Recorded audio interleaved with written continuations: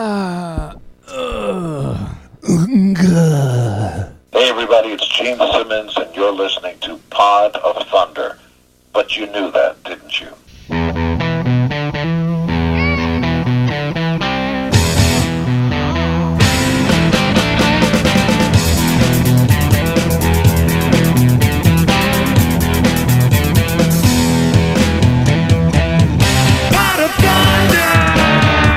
Oh yeah! Welcome to Pod of Thunder. The only, well, not this week, the only Kiss podcast that breaks down every Kiss song in the entire catalog, one song at a time. However, you're not getting that this week. We are like every other podcast this week in that regard. This is episode 226, if you're paying attention. And next week, we're going to try to get Jack K for 227, but that's a whole other story. I was just going to say that. Hopefully, we can reach out to her on Twitter and get her in time. But let's worry about the now. At this point, you have just listened to 224, 225, and you've probably caught on that we are doing the solo albums spectacular. Now, Nick, you're selling your fans short. Some of them could have jumped right to your episode. I guess so. I would have. If I was just a listener, I'd have bypassed us other two assholes. I don't know. I agree. Straight to Nick Jones. This is going to be the least interesting of the three episodes. Oh, I am sure. I don't believe that for a second. Me neither. I'm excited. Selling yourself short, man. So this is the solo spectacular, of course, the 39th anniversary of the Kiss solo album being released on the same day, shipping platinum. For each returning record, gold. Returning to pawn shops around the nation. Right. This is my episode, I guess. So this is Nick centric, and I guess we should get into it. Well, you just have to. If I can interject here, you have to love the serendipity of this episode happening on a Monday, and not just any Monday, the third Monday of Pod of Thunder month. Hey guys, it's Pod of Thunder month.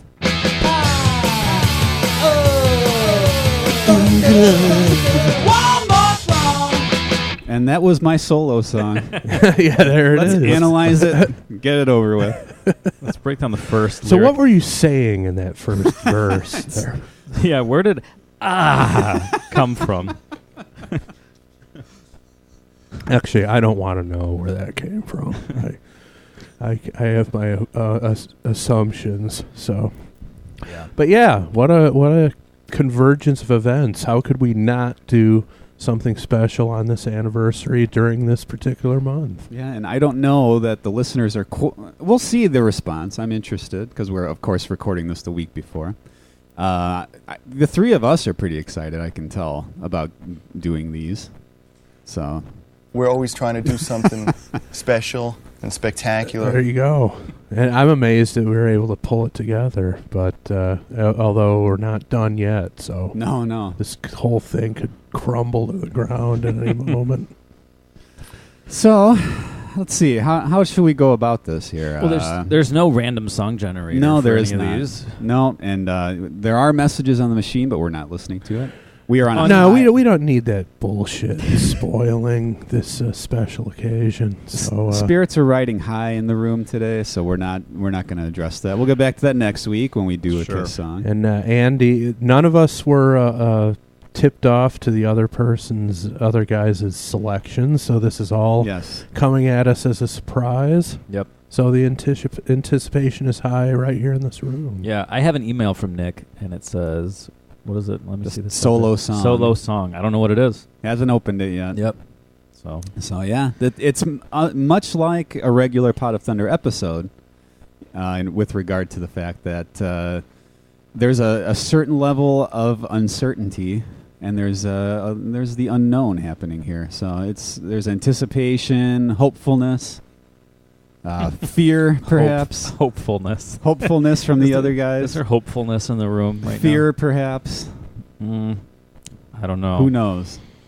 Well, let's not dilly-dally any longer. I guess not. It's time for you to unveil the song from your musical past that we will be analyzing on this episode of Pod of Thunder. Okay. This one comes off unreleased. It's called The Shame Parade. Wow. Unreleased. Unreleased meaning what? It was not on a CD by a band that I was in or anything like that. Wow. So this is post-band. This is this Nick is, recording at home by himself. This is this song was written, and just in case people didn't hear, well, they can see what it was called, but it's called The Shame Parade. certainly sounds autobiographical by the title. So It's that's every day is I feel like I'm walking in a parade of shame. Now, so I'm trying to remember. on his way to take his morning dump, this song resonates through his head. It's much I think more it's than a on- walk of shame. I think it's on the way back from taking his dump. That's when the shame Well, parade. there's a begins. little more triumph. Yeah, I in was my gonna step say. there. I would say his chest would be puffed out Yeah. after that. Well, I would assume, Andy, you've not heard this, or I'm pretty sure I have. Is This- this from well- like Oh, okay. 2008 or 9 Yeah. or 10? Oh, all It was right. written around that time. At the time, I was in a band, just kind of. We only played a few shows, just kind of for fun, and it was me and my friend Jared played in drums, who is our favorite wrestling troll on our Facebook comments. Right. He was playing drums, and he's on this track. he's not on this particular recording. This recording, Is there a sessions drummer? this was done with after Anton Fig is on this. our friend Pat. Oh, good cool. friend Pat. All All right. three of us. He's the drummer on this one because originally this song was written and recorded with my friend Jared and Pot of Thunder legend Tom Codle on Okay. bass. Mm-hmm. Who's And, been on the show? Codal several is times. on this recording. He is the bass. He's on bass on this one. So it's you, Pat, and Codal. Yeah. What a that's- trio. That's the Wow, lineup. I'm stoked for this. And now. it was Getting a semi down. Anything Codal, just it's like when Andy hears "Read My Body," or just the hips start moving. Yeah. It's just a physical reaction. yeah. You can't help yourself. So this is the three of us. Originally, I had my friend Jared on a different recording, but at the suggestion of Andy years ago, it was recorded to be a little heavier and faster. Really? Wow. So that's what we're getting here.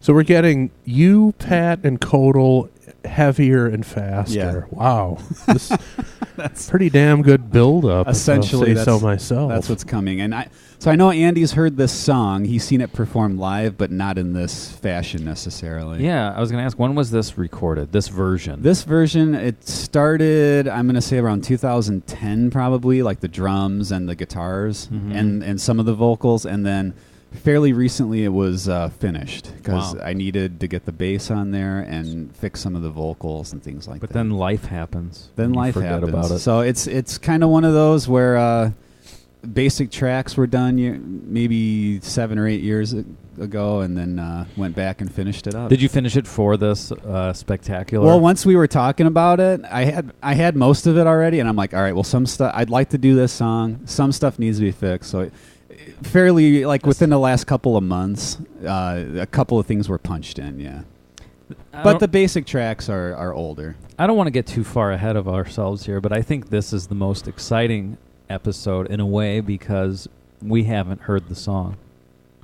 Well, yeah, Well, and absolutely. and I don't. Well, yeah, that's true. Yeah. That's very true. well, we'll see. I mean, we Heard didn't know this what version. and we didn't know what the other two of us were going to pick on our episodes, but we'd heard Yeah. that stuff before.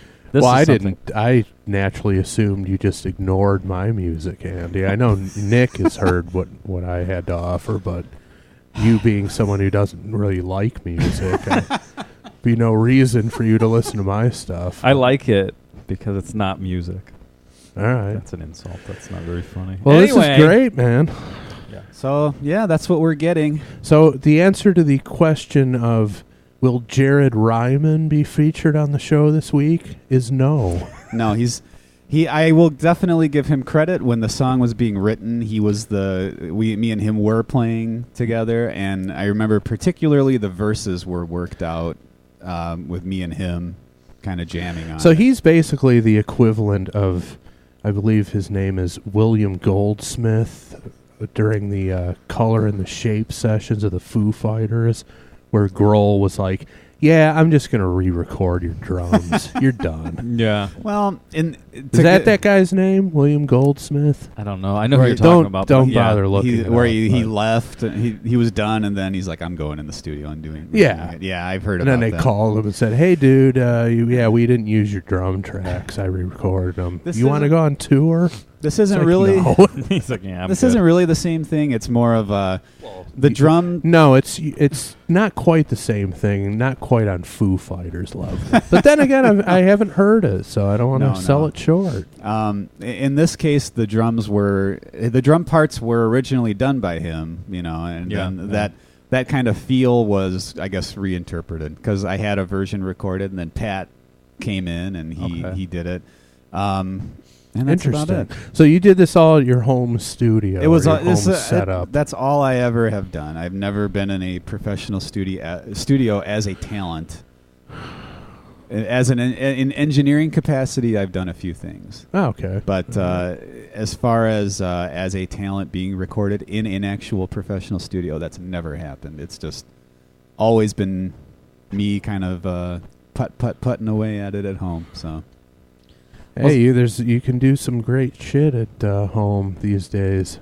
So let's hear if this falls into that category, Yeah. or if you simply take the word "great" off of it and it's shit. But I highly doubt that the latter will be the case. Well, One more question before we start. Is there anything subject-wise that you'd like to share about the song? So I could. It's an intriguing title. because the lyrics. I'm going to probably have to give out lyrics because I'll ahead of time. They're not. Well, yeah, we'll do what we always do. If Yeah. we can't make something out, Yeah. I don't want to miss a lyric in this song. Let's put it that way. Me neither. I A guess rare glimpse into the psyche of Nick Jones, especially given the title. It's Yeah. like, what is this about? it's a little heavy. So much shame in your life. it's a how little- do you narrow it down? It's a little heavy, I guess, but He's good.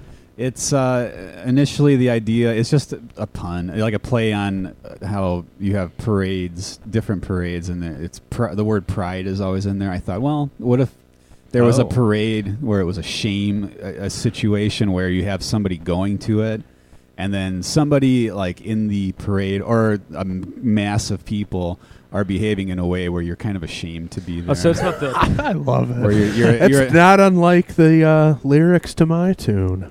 So wow. it's I love that approach. Yeah. Yeah, so it's kind of a hypothetical thing. I'm sure it's happened to people in the past, but it's more of a just hypothetical. So it's more about you being ashamed of the other parade goers than Yeah, it's not like and dragging you're someone there- through the town and everyone throwing rotten fruit No, at them. no, it's it's not not that kind that. of shame. No, it's like shame more- on you. We're gonna No, embarrass you publicly. it's more like you going there, you're pumped up about whatever it is that you're going for, and then people Yeah. are acting like idiots, and you're like, I'm kind of ashamed to be here. Yeah, I can kind of relate. It's reminded me of that one time I was tricked into going to the NAMBLA parade. Tricked. And when I got there and saw what was going on the first float, I was definitely ashamed to be there. Did you leave though, or? No, I stuck around. Okay, good. Well, I mean, you're already there. The music was good, and, The polenta. food was outstanding. elephant ears. The polenta man was coming by, so he's like, I'm not going anywhere. Right.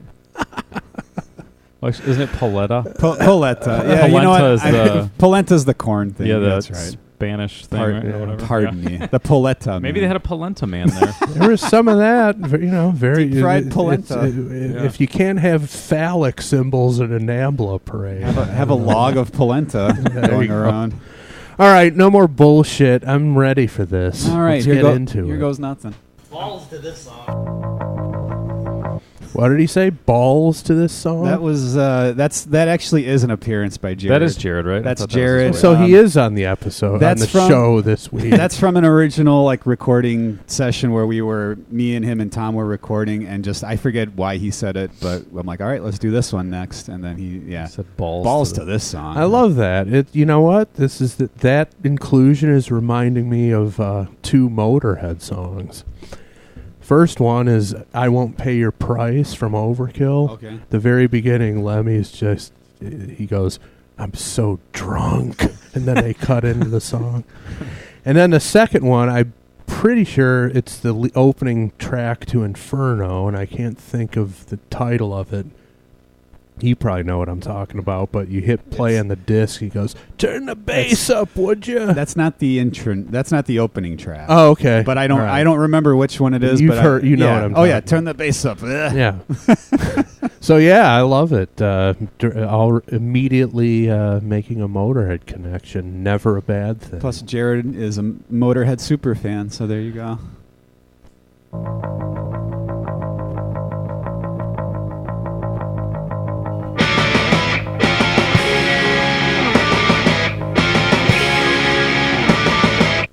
What are those sustaining chords? That sounds interesting. Those are not conventional. No, they're not. Honestly, I'm not going to be able to tell you what the exact chord is. It but sounds like a chord that Jack Broad would play.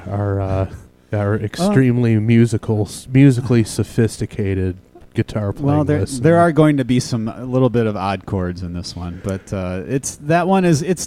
it's all just kind of typical power chords, and then that last one is just kind of just some of the power chord notes are flatted. I don't know exactly what the chord is. I'll have to plead ignorance. No, on that's that. good because But, not that you're pleading ignorance, but when you play different stuff from the typical power chord, when you're using distortion, you get some sort of like dissonant sounds going on, and it makes it really interesting. So yeah, it's pretty cool. Yeah, there's some clean sort of with a phaser and a wah pedal. There's some stuff in the background to kind of bring out that chord a little bit more. I like that, and it's got the trademark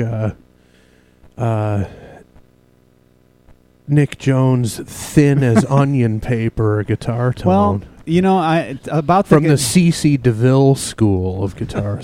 Well, the inspiration, not that of course, I don't have rigs like these professional guys, but the inspiration is Randy Rhoads because he would double it, and I don't know for sure that they would pan his too much, but I usually pan my one on one side, one on the other, doubled.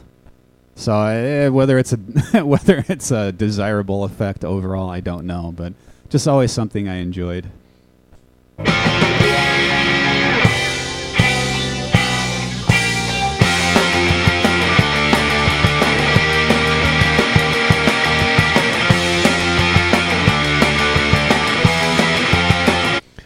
Interesting change in direction there. Little upbeat.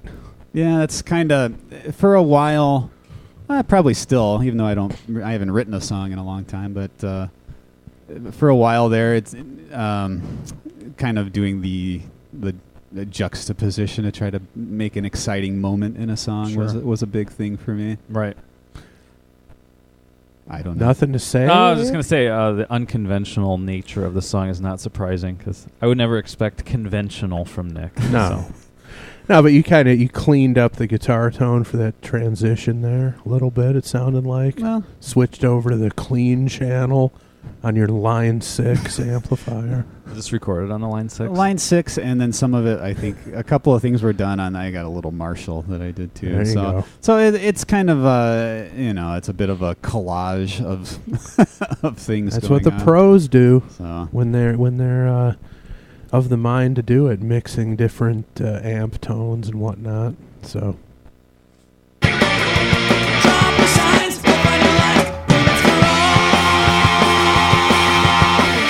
All right, what are you saying? Yeah, it's going to be hard to understand. Draw up your signs, go find your lines, permits for all. Ooh, parade stuff. Yeah, it's going to be mostly parade. I love it. Sort of stuff, yeah. Just sort of setting the tone, like, hey, what's it for? Who cares? You get a permit, get out there. I'm a big fan of Nick lyrics. I think you'll find that throughout this episode. I always find them to be off kilter and I don't want to say hard to figure out. Well, maybe hard to figure out, but interesting to try to figure out. I'm not claiming they're smart or heavily philosophical or anything, but there is usually quite a bit of thought behind it. Nick, you're my favorite poet. Well, the people's poet. See, I will take it a step further and I've only written a few sets of lyrics in my day, but mine are neither smart nor thought out. They just the lyrical songs that I've written have been completed in probably about 5 minutes. And those are cool. typically the most appealing songs. Yeah. Not necessarily my case, but yeah, no, it's writing about off-kilter topics and things like that is always interesting to me. More interesting than something like "I'll fight hell to hold you." It's like, all right, Well, heard that enough. I find that I listen to a lot of "Hey Baby" kind of songs. Like not necessarily in the chicken foot vein, but something like that. but then I find like if I would ever sit down and try to write something, I can't seriously write. No, it'll sound disingenuous, Yeah, and it's just not. What's the point? Yeah. We're not professionals here. At the end of the day, you're doing it for your own satisfaction, and why bother with it?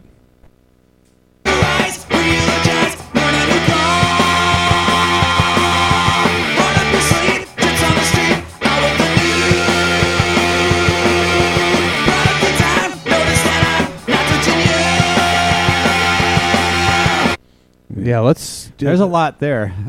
Can you remember all those lyrics? Categorize, re-eulogize, learn a new call. Okay.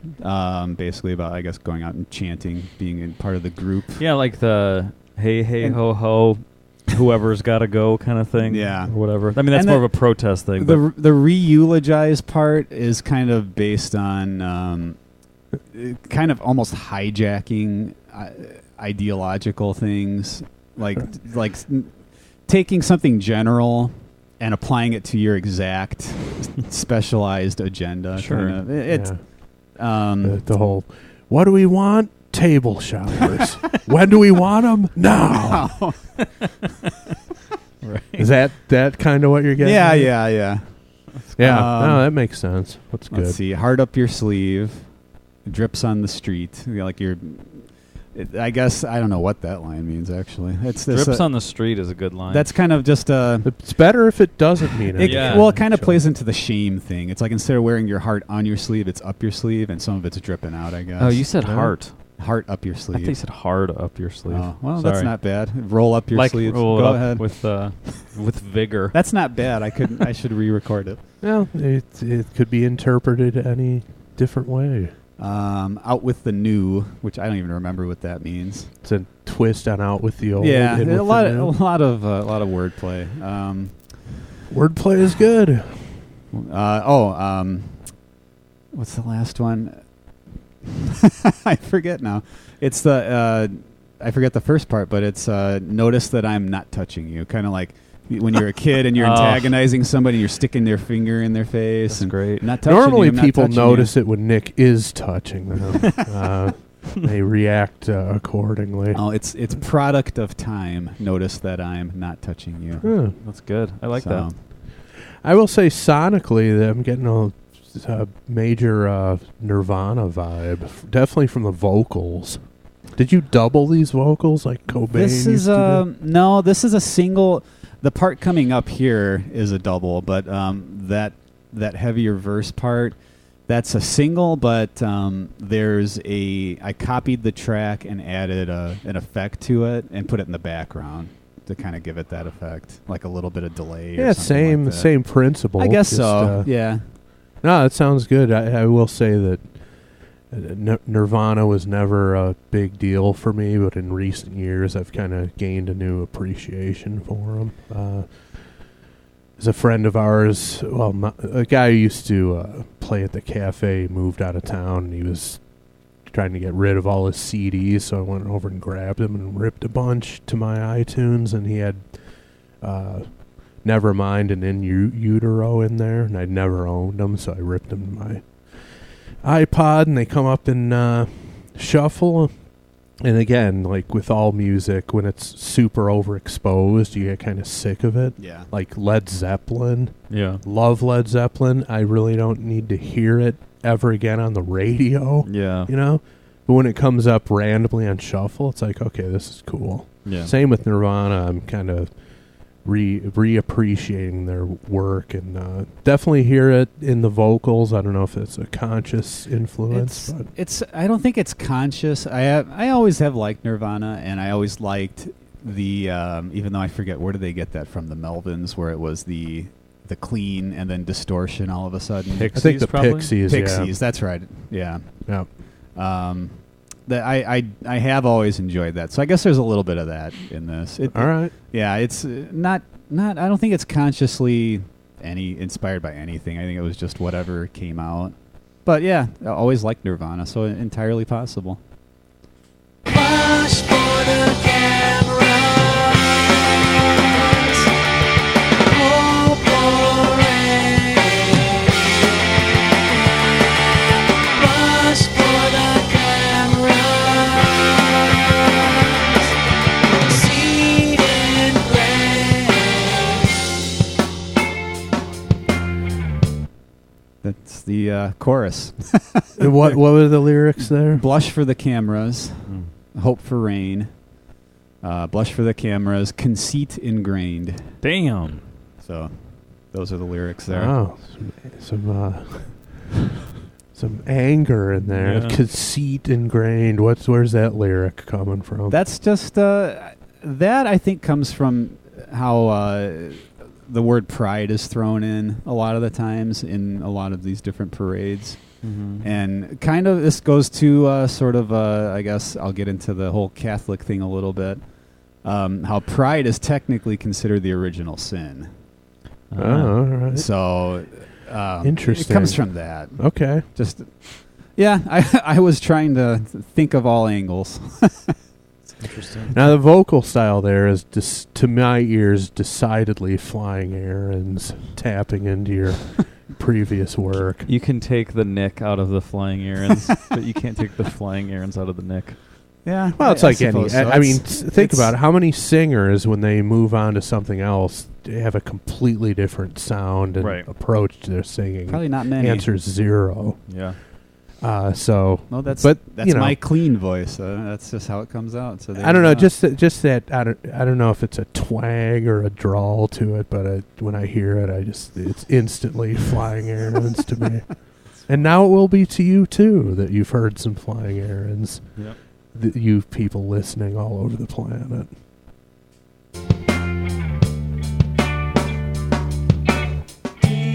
Detours don't always go back to Main Street.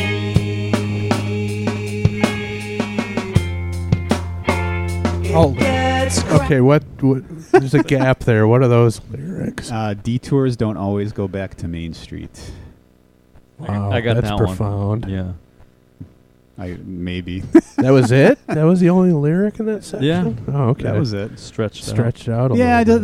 this is where I this middle section was where I threw in the jazzier chords. Yeah, and this guitar sound is the chords and stuff. It's reminding me of something, and god damn it, I can't think of it. It's right on the tip of my tongue. No idea. God, I hate it when that happens. Don't It's Don't the you? worst. It was written just this chord, and then how about if I go to this chord? This sounds And- good together. Yeah, Boop, boop, just, boop. yeah. No sort of musical theory put into this. Have you ever tried to write a song that was supposed to be like another song? Like, oh, this song's cool. I'm going to try to write a version of Yeah, it. I And guess have so. you you come close, or was more it of more of a genre or a band, not necessarily Mm. a particular song. But yeah, I mean, I've done 2 songs in the past that are sort of bossa nova-y. Oh, okay, but Yeah, not That's like a genre. Yeah, right? and Isn't then- that what you just said? I meant Yeah. like a hit. Like Not- I'm gonna write. Oh. No, not a specific song that I can think of. No. I remember I did that once in an effort to try to. What are you gonna say? What it was or no? Sure, it was. I mean, it was for the flying errand, so rules are out the window. But it was when "Hella Good" by No Doubt came out. And I was like, we got to do a song like that. And the song I wrote sounded nothing like it. And I'm like, I don't get it. But I think it's just because I wasn't that good. That's all part of the whole creative process. Yeah. is you have an original. You could have a chord progression that sounds just like another song. Mm-hmm. Once you add all the instrumentation and throw some vocals on it, Yeah. it could be Totally almost unrecognizable Yeah. that you based it on another. Was it song. called Hella Aaron? It should have been. Yeah. Well, and sorry, No, but go ahead. I mean, this is a Kiss podcast. All right. Many times in that Kiss and Makeup book did they say this song is basically Kind of made me think of that. Yeah. Because This oh is yeah, I got basically this another from song. I took Humble Pie or whatever. yeah, like I played this song that existed already and kind of sort of changed it, made another song out of Yeah. it. So Right. Crowded and harder to see.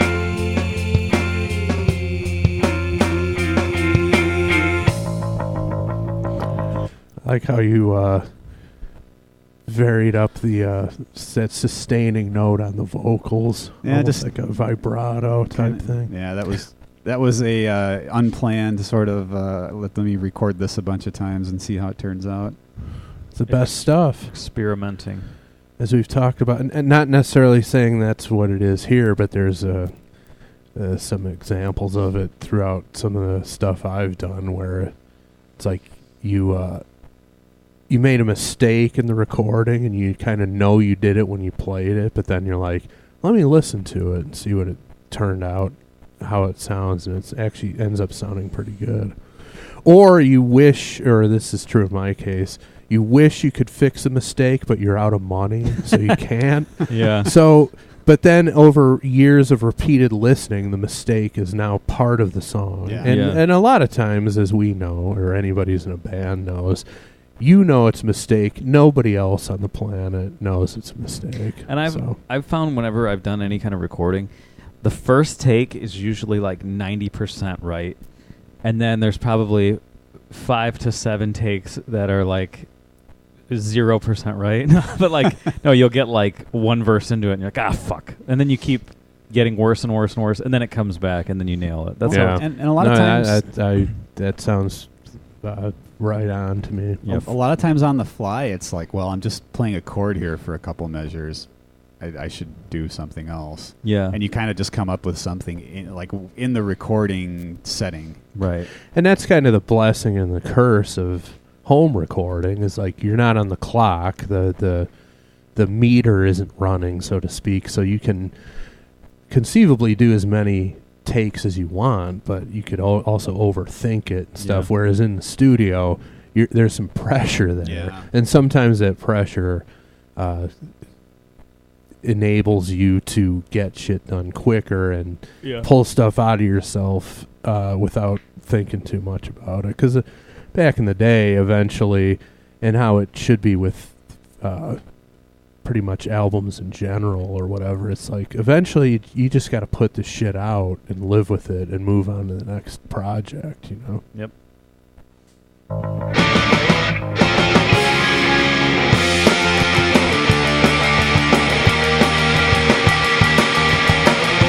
Are we going to get a face melter in this one, or? Well, is it wrong to proclaim your own solo as a face melter? No, I think it's perfectly acceptable. I'm hoping it'll be considered a face melter. So we are getting a face melter. About as melty as I can make it. I'm using that generically for a guitar solo, but it's like I find myself wanting one at this moment. Well, What do we want? A face melter. When do we want it? Now. Well, you might get it.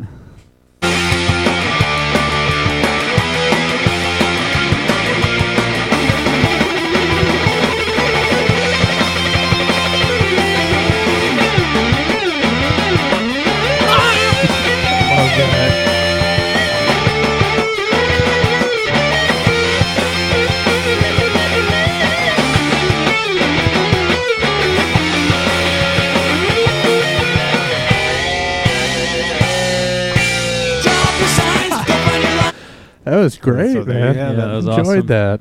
That was the highlight. I mean, it's all good, but that was my favorite. That like second chunk Oh, the with the sliding. the octave sliding. Yeah, thing. that was awesome.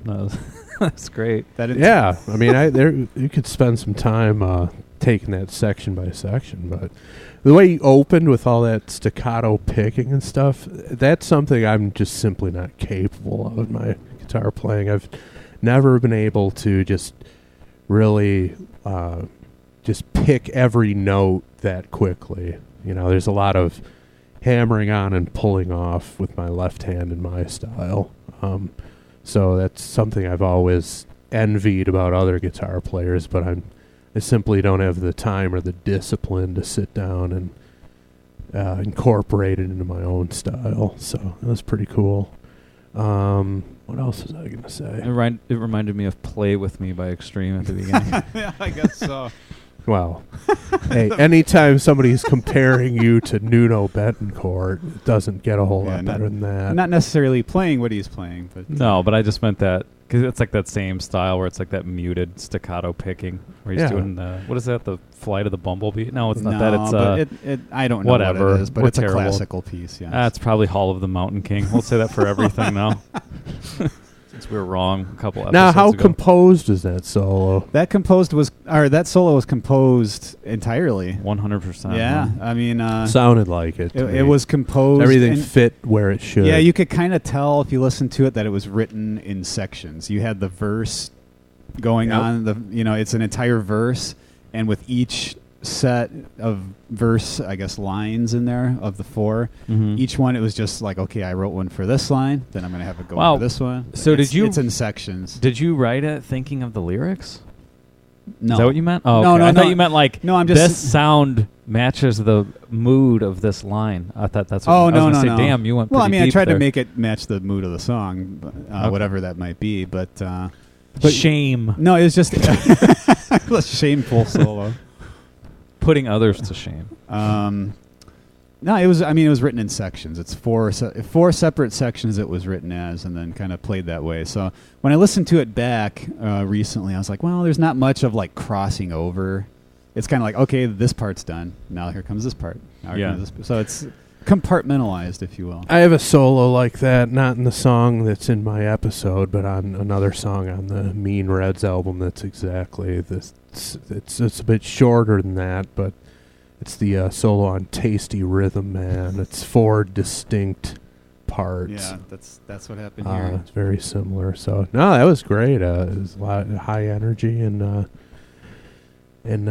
enjoyed it. The only thing I would have had I been the producer on this cut, I would have suggested that between like the part where I stopped, where I said I asked if a face melter was coming, where there was just rhythm guitar. I would have overdubbed just some sort of weird noise interlude, some crazy feedback thing. Oh, I see. To sort of nothing like, not a flurry of notes, but like maybe a single chord, some pick slide or something, just something kind of jarring to get you into that point. But other than that, Fits like a pretty glove. Just have everything cut out. And that might have been good, sure. So here, basically, we're getting the same verse and chorus. Lyrically, the same thing happening again. Okay. So Repetition is not a bad thing in pop music. I don't know that I would have been able to think of anything else for this. I kind of, overspent myself trying to think of ideas for this theme here.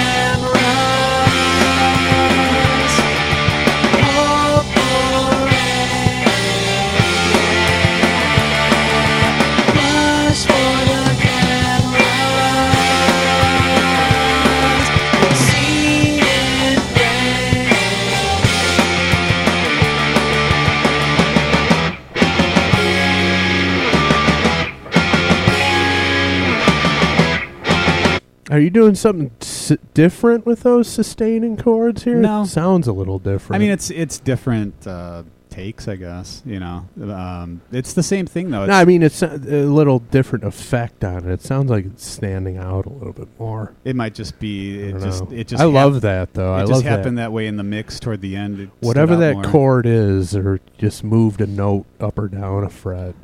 I love it. It sounds great.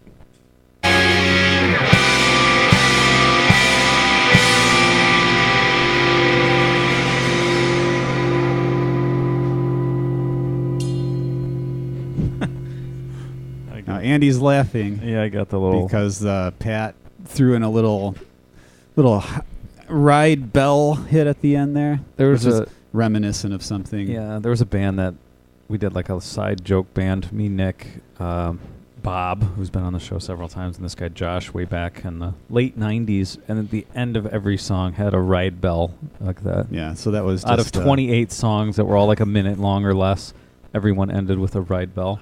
So yeah. I guess what SOD would be sort of similar. probably the closest. In some cases, it would be sort of similar to what we were going for. Yeah. But yeah, so Pat did that on the fly, just a little reference to that. Anytime a song ends and then there's just a random ride bell, that's what it That's what it is. It doesn't happen enough, but yeah. Yep, so that's the song. That was Shame Parade. Yes. By is this just Nick Jones? Is there a band? We didn't even say. It was just unreleased album. It was just a song. Originally, it was Nick and the Jareds featuring Tom. That was our name. And then when I played it with Pat, we played a show we call ourselves Mexican Space Shuttle. Oh my God, that's right, Mexican Space Shuttle. And then now the name that I'm going towards for like solo stuff is the Stunt Double Doubles. Right. Okay. So that's. Are we going with Stunt Double Doubles? I guess we could, or Mexican Space Shuttle. Either way, whatever you want to call it. Yeah, Mexican. You know, it's funny. That was suggested because I couldn't think of a band name. Andy knew threw that out there, and I thought that was pretty funny. So yeah, Nick was like, "Oh, we got a show coming up, and we don't have a name." And I told this guy that Chris and I worked with, this guy named Dave Gunn. I said, my brother needs a name for his band. And like without thinking, he just goes, Mexican Space Shuttle. I'm like, okay. Again, the less thought, the better sometimes. You know? So that's it. That was the band name. When we played, it was in like a field.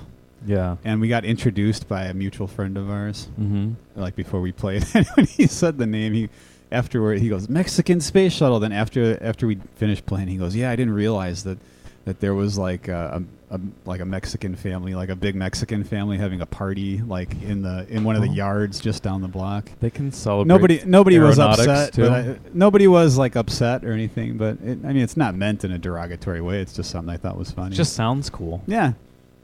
But you got to be careful. It's something touchy like that. Just saying the word. Anytime you name a group of people. Yeah, not with no context whatsoever. You got to be careful. Yeah, sure. You just saying the word is enough.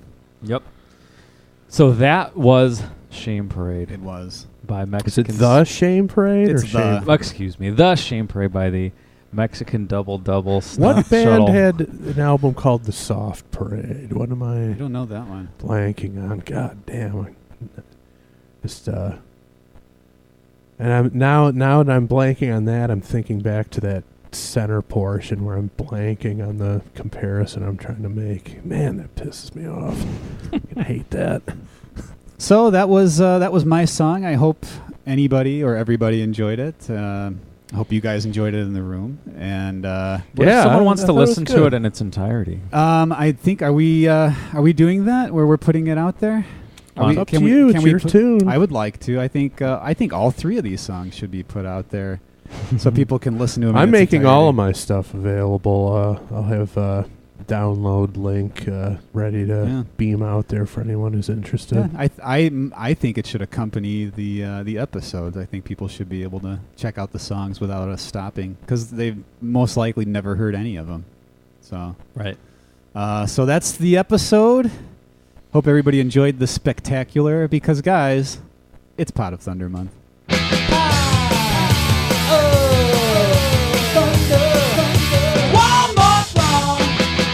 And that's my episode. Thank you for joining me. As always, I am joined by Andy, the internet's original bad boy. Wow. Chris, real life's original bad boy. Yeah. And I am, as always, Bakesploitation on Instagram. And I'll see you later.